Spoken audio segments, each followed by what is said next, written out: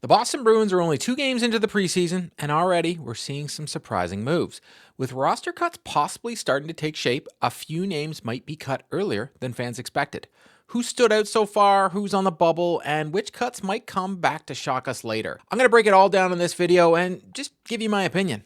Let's get into it. Now, a lot of you have been asking me to pretty much go off the cuff here and talk about everything that's going on. So I'm going to start off by talking about what I thought of the first 2 preseason games, kind of what my thoughts are with regards of a preseason and what it all means. So far in the 2 preseason games, Boston lost one and won the other. The game against the Washington Capitals was kind of an embarrassment, and they looked really lost out there. Nikita Zadorov looked like he was skating in quicksand, but again, this is the preseason. You can't take everything that we see on the ice as actually how they're going to play in the season. The Bruins out there, they are learning a new system from Marco Sturm, and it was obvious some of the guys that are kind of used to the system they played in last year looked a little lost. I understand that they've had practice, and I understand that these guys are professionals, but you have to understand that a lot of these times, if some guy is used to a routine, it can throw them off. I was noticing the defense were taking a little bit too many chances and kind of pinching, and they were get caught a ton.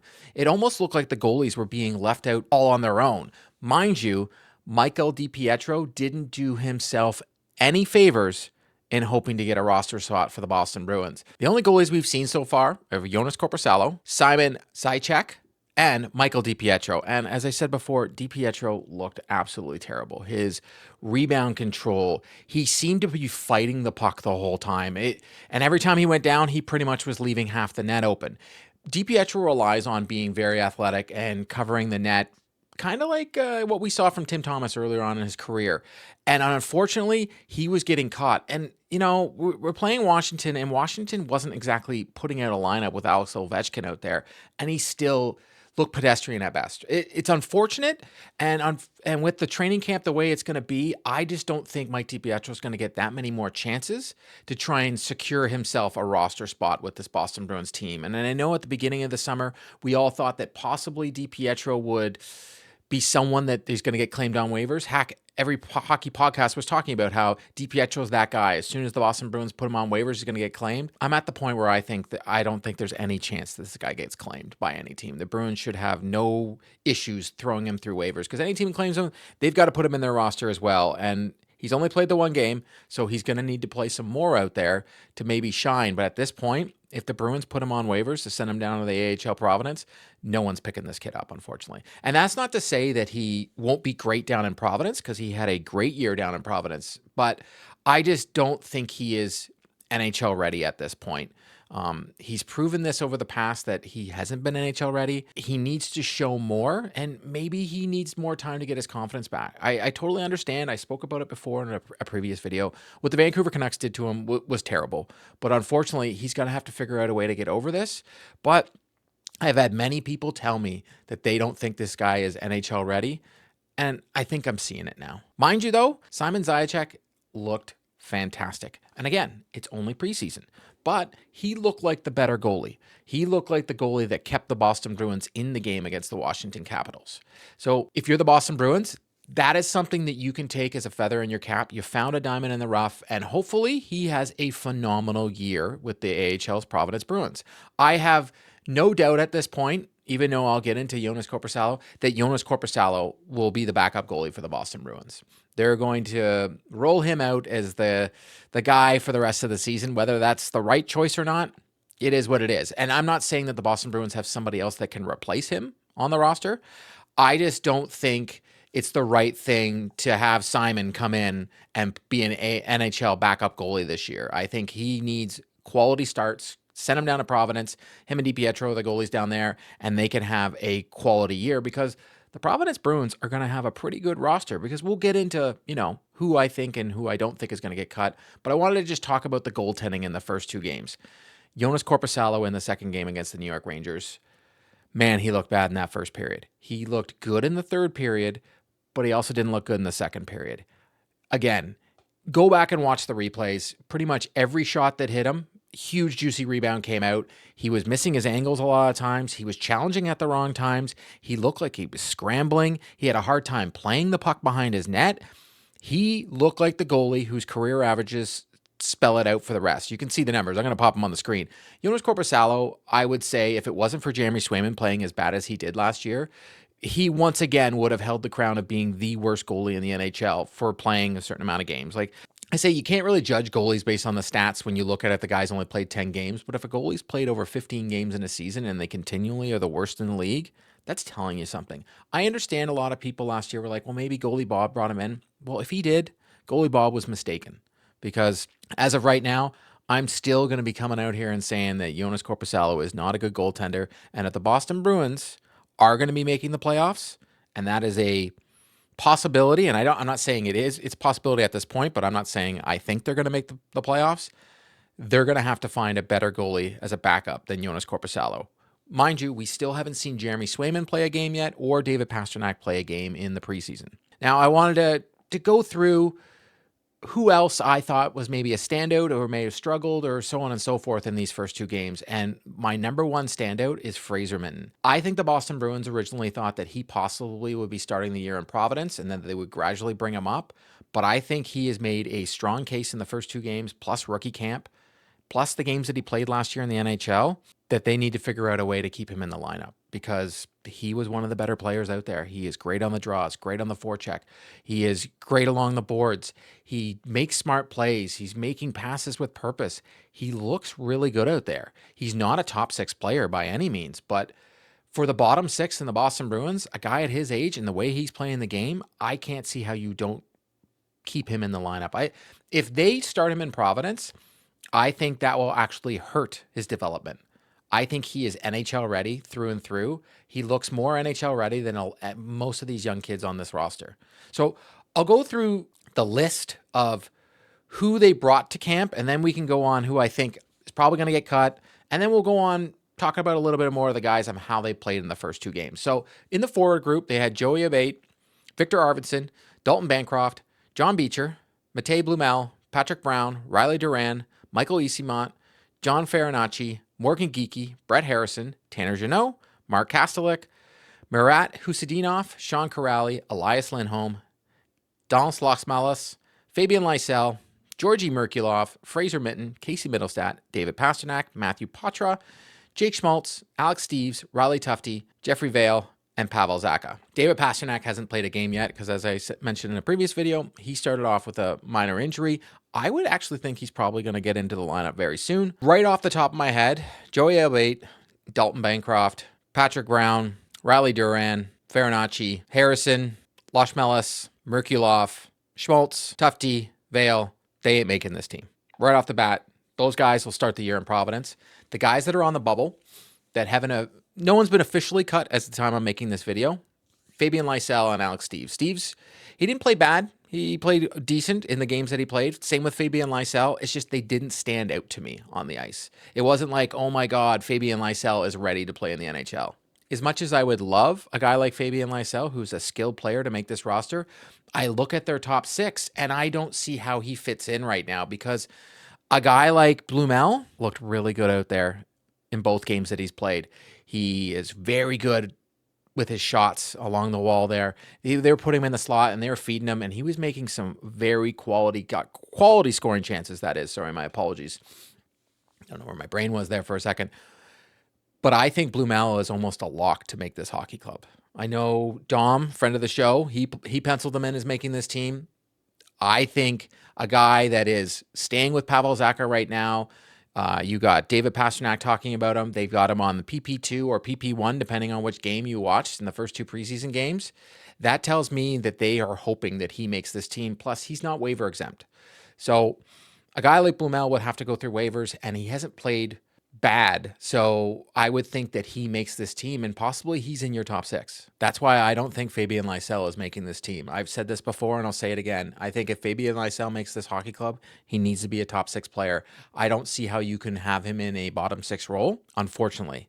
Blumel is a top six player. Adding Victor Arvidsson in the offseason almost pretty much spelled the end to Fabian Lysell making this team, especially when they signed Blumel. They pretty much filled those two roles that Merkulov or Lysell could possibly get by signing Blumel and Arvidsson. Heck, I'll give an early prediction on Blumel. That guy plays in the top 6 all year. He probably get 15 plus goals in the NHL this year. He was phenomenal in the AHL last year. I like the way he skates. I like the way he goes to the net. He doesn't do many errors out there, which is great. He's not going to be the defensive all-star out there, but he's going to be that skilled forward that we want in the Boston Bruins that's not afraid to take a hit. He was hard in the corners. He wasn't getting knocked off the puck very often. I thought Blumel has played fantastic in his first 2 games. He's one of the standout players, right up there with Fraser Minton. Another guy that's probably cemented himself in the bottom 6 is Easymont. He looked great against the New York Rangers there in that comeback. Everybody keeps saying that he's a little ball of hate and, he's hard to play against and he's got tons of speed. I saw it out there. So if you're the coach of the Boston Bruins, Marco Sturm, you're going to be like, I want to keep that guy in the lineup. You got to figure out a way to keep that guy in the lineup. So for that reason, I think that's another guy that makes the team, which it could push out guys like Johnny Beecher or Husadinov. Husadinov looked pretty decent out there as well, but I see him more as a extra forward, someone that you put in and out of the lineup. Same with Easymont. I guess it depends on the matchups that you're playing and when you want to throw him in the lineup. And that's not a bad thing. Both guys got tons of speed. Both guys are good defensively. So right there, you have 2 very good plug-and-play players that you can put into the lineup. A guy like Alex Steeves, I just don't see it. I wasn't a big fan of his game so far. He got some good quality chances, but I just didn't think he was strong enough on the puck. And Georgi Merkulov, I guess he's just not going to be a Boston Bruin this year. There's something going on there. I'm going to look into more on that one. It's just he hasn't even been really given a chance. He put up great numbers in the AHL. Maybe he signed with the Boston Bruins because he wants to at least showcase himself for a trade and he wants a fresh start. He seems like a guy who needs a fresh start. And if Fabian Lysell doesn't make this hockey club and starts the year in Providence and pretty much spends the whole year down there, he's another guy that those rumors in the offseason that he was possibly on the move, I can see it based on how he's being played. Matthew Poitras. I know right away, everybody in the comments is going to be like, Matthew Poitras in the first 2 games was getting knocked off the puck a lot. And he was. He came into camp a little bit stronger, and he still seems to have this issue where he keeps his head down. But at the same time, he still makes such smart plays with regards to how he distributes the puck when he enters the zone, how he reads the play. He's so offensively gifted in his head that I think the Boston Bruins are going to try and figure out a way to put him into the lineup. That's just my thoughts. I think Poitras maybe playing center is just not the spot for him. So because I look at the center position and you've got Lindholm, who I think is going to be your first C, Casey Middlestat, who's going to be possibly your second C, and then your third C is going to be Fraser Minton. So it's just, for me, it's a little interesting. Like, I'll give you an example. So today, for training camp, they put out Group A being Geeky, Lindholm, Pasternak on the top line, Arvidsson, Zacha, Blumel as the second line with Zacha at center. Then you had Jeannot, Middlestat, Poitras on the right side, Easymont, Kuraly, Kastelik, Husadinov, Minton, Steeves.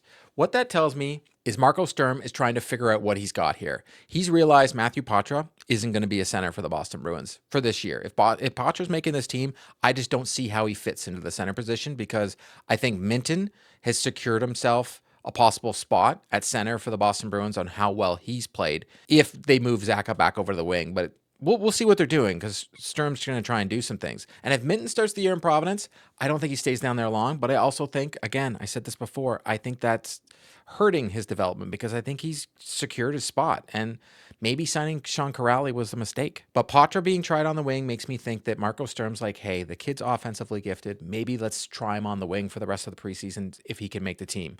But Poitras is waiver exempt, so sending him down and starting him in Providence is not that big of a deal when you think about things. Same with Minton, and that's why another reason I think Blumel. Jeannot being up on the third line, it's going to bother me until I can see something from this guy. Nothing in the game that he played in the preseason made me say, oh man, Tanner Jeannot is one of the guys that I want on the Boston Bruins. But again, he's there for different reasons. Sturm keeps talking about how great he is in the dressing room. I just think I would like him on the bottom line, maybe put Easymont up there, but you want some guys with some gas and some stuff. So Easymont being on that fourth line, it's not that big of a deal. And I hope Easymont just makes the team in total. I would think in a perfect world, Geeky, Lindholm, Pasternak, that's your first line. Totally understand. Your second line is you've got, this is in my mind, Middlestat at center, Blumel on the one side, Arvidsson on the other. Your third line is Zacha with Minton and Poitras. That's if Poitras can pull off playing on the wing. Because I think that would give you a phenomenal third line. But you can always throw Esimont or Husidinov or someone like that up on the wing if Poitras doesn't work out. And again, Poitras can start the year in Providence, and he hasn't really shown anything that says this guy should make the Boston Bruins this year. I'll be the first to admit it. I really like Poitras, and I'm really hoping and pulling for the kid, but he hasn't stood out to me yet, like a guy like Fraser Minton has, or Blumel or Esimont has. Those guys have really stood out. Jeannot can play either in the bottom unit or he can play on the third line. It is what it is at this point. But I think Middlestat, who also didn't play bad in that second game, especially against the Rangers, I thought Middlestat looked good. He was making some smart passes. My thing with Middlestat is I just don't think he has the speed. And it's unfortunate. And I think, say the Boston Bruins do not make the playoffs, and this is what we're looking at here, I think Middlestat is a guy that you can move at the end of the year if he plays well enough. I think Zaka's a guy that you can move. I think those guys are, and Arvidsson, those three guys right there are the guys that you move on out, because I think Minton is knocking at the door to make this hockey club. I think Poitras can be filled in, but then you got the guys like Lysell and Merkulov that I was talking about before that I think they're the odd man out. So we'll see what the Boston Bruins do with regards to their forward group, but like today told me a lot looking at the Group A lines that the Boston Bruins have decided some of these guys are on the outs, and Group B is more what we're going to see from them. It will probably be more of a Providence. I'm recording this as of like 12 o'clock, so I don't know what they've done. A lot of teams around the NHL have already put out notices of who's being cut and who's already being sent back to the minors. The Bruins haven't done that yet. Let's talk about the defense. Sturm has already started this Lowry McAvoy thing. I'm okay with it. I know there's going to be people in my comments saying that Lowry sucks, because I get them every week. Like literally, I'll do a video about something totally different, and I'll have some of the same people hop into my comments to tell me how bad Lowry is. Lowry has a lot to learn. And what I'm thinking this is Marco Sturm is saying, hey, just like McAvoy, who played with Chara, they see something in Lowry. They see that offensive capability. He definitely has extreme work to do on his defensive side, and he gets caught far too often. But maybe pairing it with McAvoy will make him a better defenseman. And if it doesn't, then the Boston Bruins move on, because I think there'll be a lineup of teams around the NHL that would take a young player like Mason Lowry. As much as some Bruin fans don't like the kid, I guarantee you, with that guy's skill set and how he can shoot the puck and how he can skate, I don't see how any team across the league is like, well, I'll take a flyer on this kid. And to learn from Charlie McAvoy, all the power to him. I think that's phenomenal. And then you've got your next pairing, which would be Hampus Lindholm and Andrew Peeke. Hampus Lindholm coming back and being a Boston Bruin this year is huge. Great two-way defender, really good at his zone entries. He is phenomenal offensively and defensively. I can't say enough great things about Hampus Lindholm and how much the Boston Bruins missed him last season. And then you've got Peeke, who, played for Team USA at the Worlds. He is definitely a guy that, if the Boston Bruins don't make the playoffs, I'm sure every team in the NHL is going to be calling on the Boston Bruins to acquire. But him playing in your second pair, it's not the best, but it's not the worst at the same time. He isn't going to be making glaring mistakes. He's going to be tough to play against in the corners. He just is not as good as getting the puck up the ice. But then again, he's got a guy like Hampus Lindholm now with him. Then you've got the last pair, which is Zadorov and Yoki Haru. As much as I was like, whatever with Yoki Haru, it looks like he's going to be in that bottom pair with Nikita Zadorov. And Zadorov being in the bottom pair is the best thing that can ever happen to Zadorov. He's phenomenal off the ice. Every time I hear about this guy and everybody's talking about how he is in the dressing rooms, that is fantastic. But already what I've seen from him, besides his overtime winner against the New York Rangers in that second game, he has looked dreadful out there. Maybe being on that third pair will limit his minutes and not have him overexert himself, I guess. He seems to be trying to do it all again. Last year, he started off the season, he was trying to fight everybody. He was just getting penalties. He's not doing that, but for some reason, he seems to be making odd choices as a defenseman. He's pinching when he shouldn't. He's not covering his guys, and he is getting beat to the outside on a regular basis by guys that are probably not even going to be playing in the NHL this year. So I don't know what he did over the summer, and he could have an injury. He could have, I don't know. He just looks really slow out there. But again, being your third pair guy, I'm not too concerned. And then you've got Harris and Soderstrom. Neither have stood out to me saying, oh, these guys need to make the Boston Bruins, and they could be very good top pairs in the AHL. Probably one of them gets to stay on the team, either Harris or Soderstrom, and be the guy that's, the seventh defenseman that they move in and out of the lineup. We'll see. I'm not too sure. But with regards to the defense, I haven't been too worried about him. It's only 2 preseason games, so I don't take a lot from it. I try and see what they're doing with regards to how they're playing their position, how the systems are working. Like, one of the things I was noticing in the first two preseason games is how different the power play is from previous years. The power play from previous years was either trying to create all offense from the point or funneling everything to David Pastrnak on a regular basis. That was all they could do for some reason, and they weren't generating a lot of shots. They were keeping the puck to the perimeter and always looking for that perfect shot. This year so far, in those two preseason games, I've noticed that the power play is trying to generate shots. It looks a lot different under Steve Spott. I'll say it. It hasn't been great so far, but I think that's something that comes in time. The fact that they're generating a lot of shots and putting pucks on net means eventually it's going to start to go in. If you've got Pastrnak on PP1 and being that guy that can be shooting from the slot, and then you've got Blumel on PP2, you've got two offensive weapon threats. But he's also activating the defense. The defense have zero issue coming in with the puck and taking shots. And then they're just trying to generate as many shots as possible, getting pucks in close, getting guys to the net. So I've seen a lot of positives from the power play and how it's been playing under Steve Spott. So I'll give it to them. Anything is better than what they did last season. With regards to the systems, some of the players have been saying it's taking some getting used to, but it's very similar to what they played last year with just some minor changes. And again, some of those minor changes that I'm seeing is the Boston Bruins are trying to generate shots. They're trying to get pucks on net. They're trying to go to the net. And maybe that's why they got a guy like Tanner Jeannot, because they're trying to put pucks on net. And Arvidsson has played pretty decent too. I understand that he was a healthy scratch in Edmonton last year, but he hasn't played bad at all. So I'm not saying the Boston Bruins are going to be the best team in the NHL, best team in the Atlantic. I still think the Boston Bruins are going to be a wild card team at best, or possibly just miss the playoffs. And then if they just miss the playoffs, they're going to have some trade assets. I know some people have come in my comments asking me if, there's any truth to these Zacha to the Montreal Canadiens rumors. Well, if you're trading into the division, you usually ask the other team to pay a little bit more for that player. I think 100% the Montreal Canadiens and other teams around the league are calling on Zacha, but I don't see any urgency for the Boston Bruins to move a guy, especially if you're using that guy to, be the veteran presence for a guy like Blumel. Because both Zacha and Pastrnak, every time they talk to reporters, they seem to have Blumel's name come out of their mouth over and over again. So what I see from the Boston Bruins right now is still the offense going through David Pastrnak. I see Morgan Geekie still continuing to do what he did last year because he's looked good in the preseason as well. Lindholm has looked decent as well. He's looked good on the draws. So I have no doubt that the top line is going to generate some offense. They need offense from the second line. So maybe this Zacha Blumel Arvidsson thing will work. And that does move Middlestat down to the third line. But then again, that'll move Minton down to Providence. Because I just don't see a room because they've signed Sean Corrali. We haven't seen Jeremy Swayman yet, so I can't even comment on how he's played. And frankly, if they don't put Pastrnak and Swayman in soon, I'm going to have an issue with it. I think Swayman needs to see some starts, and hopefully they give him a full start like they gave Korpisalo.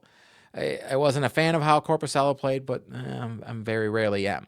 If Swayman fumbles out of the gate at the start of the season, because preseason is totally different. If he starts the season and he is terrible, the Boston Bruins are in trouble because there's no going back. They might have some youth in this lineup. Blumel is 25. He's not that young, but they might have some youth in this lineup, but they need defense and goaltending to win hockey games because Marco Sturm continues to talk about he wants to win games 2-1. He wants to win close, tight games, and that's how the Boston Bruins are going to play. It sounds to me they want to play a lot like how they used to play in 2010, 2011, 2012 under Claude Julien with a little bit of a different style, a little bit more shot generation. But we'll see what this Boston Bruins team is. We're going to have cuts coming in the next little bit. And you know what? There's no one out there besides David Pastrnak that can carry the offense that we want from the Boston Bruins. If Blumel can get the Boston Bruins 40-plus points this season, we're laughing. If Zacha can get 40-plus points this season, we're laughing. If Arvidsson can do that, then the Boston Bruins are going to be a lot better than we think. But only time will tell. But I want to hear from you. I was just jumping off the cuff and looking at the lines and just wanted to have a conversation with all of you. So you let me know in the comments. What have you seen in the first two games? Who do you think? Give me your roster predictions in the comments down below. And honestly, thank you all for watching. Please hit that like button. Hit that subscribe button. Thank you for joining me on the channel.